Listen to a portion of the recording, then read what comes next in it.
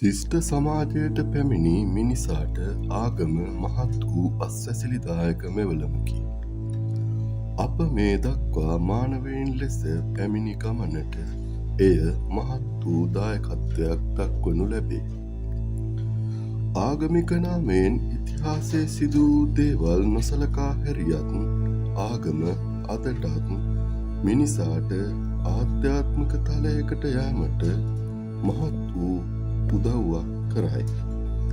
අදටත් මිනිසා භෞතිකව ආගමික ස්ථාන අලුත්වැඩියා කරමින් සීමා සකසමින් ආගම ශිෂ්ටාචාරයට ලබා දුන් ආරක්ෂාව මතක් කරමින් සිටී.